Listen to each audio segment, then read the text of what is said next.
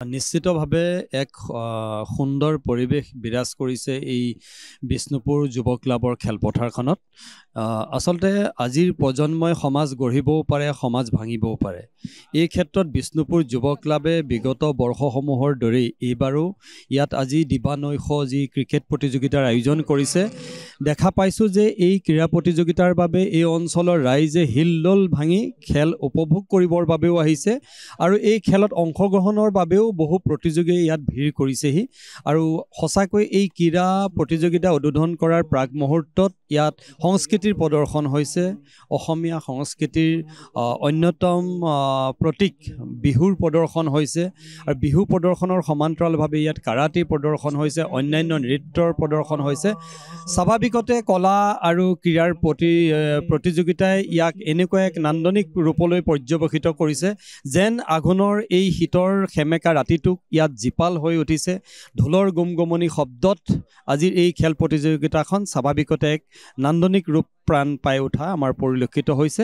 আমিও এই খেল প্ৰতিযোগিতা উদ্বোধনৰ বাবে আহি আচলতে আপ্লুত হৈছোঁ আৰু আজিৰ প্ৰজন্মই এই খেলৰ ক্ষেত্ৰত যি স্বাভাৱিকতে আগবাঢ়ি আহিছে, ই সমাজখনক সুসমাজ ৰূপে গঢ়াত নিৰ্ণায়ক ভূমিকা পালন কৰিব বুলি আমি আশাবাদী। আমাৰ 3 দিনীয়াকৈ কৰিছিলোঁ, কিন্তু আপোনাৰ আজি প্ৰথম দিনা হয়। আজি আমি আশা কৰিছোঁ বহুত টিম হ'ব।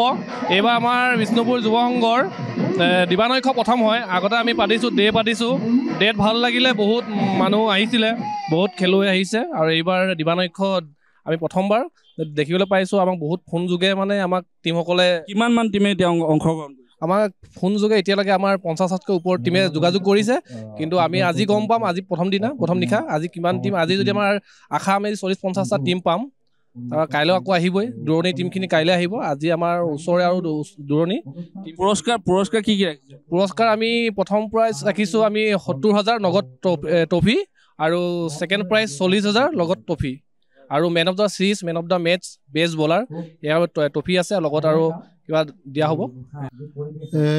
এইটো আমি আচলতে বহুত দুখ লগা কথা। যোনজন চন্দ্ৰ শইকীয়া আছিলে তেওঁ মোৰ দাদাও আছিলে আৰু লগৰ হিচাপেও আছিলে। দুখ লাগিছে আজি তেওঁক হেৰুৱাই বহুত, কিন্তু ক'ব অলপ প্ৰব্লেম পাই গৈছোঁ। তেওঁ যোনজন আছিলে, আমি ক্ৰিকেটৰ আমাৰ কেপ্টেইন আছিলে, তেখেতক লৈ আমি বহুত কথা শিকিছিলোঁ। তাৰমানে আজি তেখেত আমাৰ মাজত নাই। আজি তেওঁ হৈ আমি খেলখন পাতিবলৈ পাই বহুত দুখিত। আচলতে এইটো হ'ব নালাগিছিলে। বহুত কম সময়তে তেওঁক লৈ গৈছে, তেওঁলোকক হেৰুৱাই আজি বহুত দুখিত। আমি আশা কৰোঁ তেওঁলোকৰ য'তে থাকক তেওঁলোকৰ আত্মাই সদগতি লাভ কৰক। ক'বলগীয়া মানে আমাৰ প্ৰতি বছৰে তেনেকৈ অনুষ্ঠান কৰা হয় এনেকুৱা। এই বছৰ আমি ডে নাইট প্ৰথমবাৰ পাতিছোঁ। আগতেও এবাৰ পাতিছোঁ, ডে পাতিছিলোঁ। এইবাৰ ডে নাইট আয়োজন কৰিছোঁ, ৰাইজৰ সঁহাৰি পাইছোঁ, ভাল লাগিছে। আশা কৰোঁ আগলৈও পাতিব পাৰোঁ। তাৰ কাৰণে কিমানমান দলে এতিয়ালৈকে অংশগ্ৰহণ হিচাপে আপোনাৰ অলৰেডি 12জন কৰিলে। ফোন যোগে আপোনাৰ অলমষ্ট 50 কণ্টেক্টত আছে আমাৰ। আৰু দূৰণি টিমখিনিতো অহাকালি আহিব আৰু তেখেতলোকৰ। বাকী লোকেল টিমে আজি মেক্সিমাম খেল হ'ব। কেইদিনীয়া হ'ব? 3দিনীয়া হ'ব আমাৰ। 3দিনীয়া। যিকোনো খবৰৰ বাবে যোগাযোগ কৰক 7099017330 অথবা 7099017390 নম্বৰত।